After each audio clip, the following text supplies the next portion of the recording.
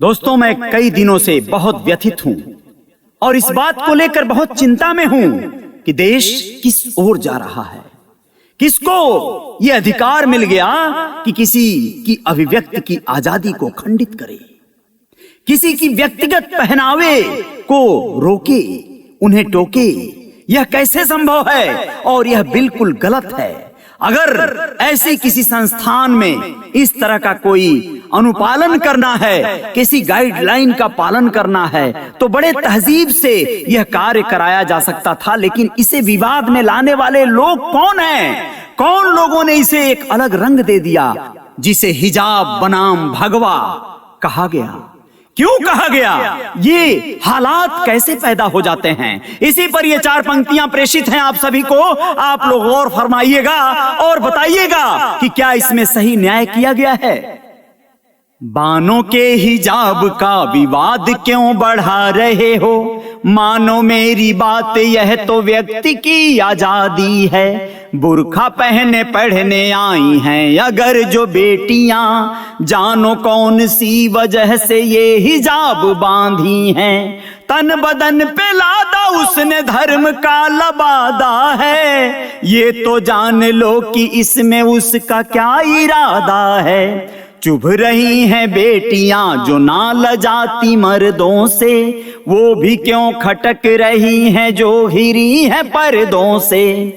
यूं हिजाब का हिसाब रखने से जरूरी है, तुम पढ़ाते वो किताब जो अभी अधूरी है।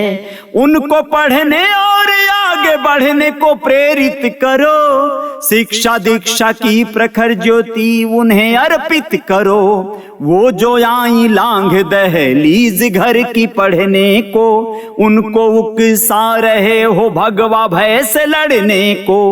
हो करके बेआबरू जो बच्चे बने जेहादी, फिर उन्हें इल्जाम दोगे ये वही हैं उन्मादी।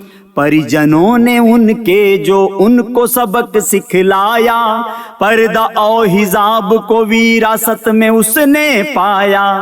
लाज पिता या पति का उनको है रोक रहा, वो बड़े बेअदब हैं जो उनको है टोक रहा। उनमें हया शर्म तहजीब भी तो जिंदा है, नंगेपन की होड़ में तमीज भी तो जिंदा है। पढ़ लिख के औरत खुद पे जब निर्भर होगी, सदियों से खामोश है आगे नहीं पत्थर होगी। एक लड़की को डरा रहे होगी दड़ तुम झुंडों में, अंतर क्या है तुम में और पाकिस्तानी गुंडों में। दुविधा में न्याय पड़ न जाए ऐसी आंधी है, सही निर्णय कौन लेगा अब न कोई गांधी है। बानों के हिजाब का विवाद क्यों बढ़ा रहे हो? मानो मेरी बात, यह तो व्यक्ति की आजादी है।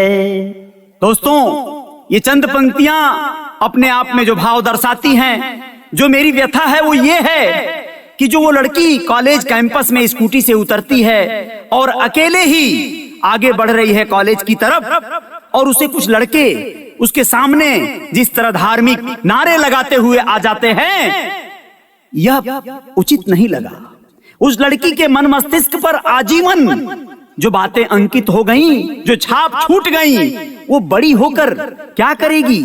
इस हमारे भगवा और हमारे धर्म के प्रति उसकी मनोभावना क्या हो सकती है? इसी बात को सोचकर मैं शर्मिंदा होता हूं। मुझे तकलीफ होती है कि हम अपनी छवि को क्यों गिराने पर लगे हैं। हम हमारी संस्कृति को, हमारे पूर्वजों के पुरखों के उस विरासत को क्यों गंवाने पर लगे हैं। जो अगर कहीं कोई संगठन, कोई व्यक्ति, कोई संस्थान किसी तरह का आक्रामक और अत्याचार भरा कार्य कर रही है, तो क्या हम उसे उसी के भाषा में, उसी की शैली में जवाब दें? हम भी अत्याचारी हो जाएं तो ही बदला पूरा होगा? यह कतई नहीं होना चाहिए। और हमें बड़ी सौम्यता से, बड़े सौहार्द से इस विवाद का हल निकाल लेना होगा। होगा और व्यक्ति की अभिव्यक्ति की आजादी होती है, उसमें कोई खलंग नहीं डालना होगा, चाहे जो भी हो जाए।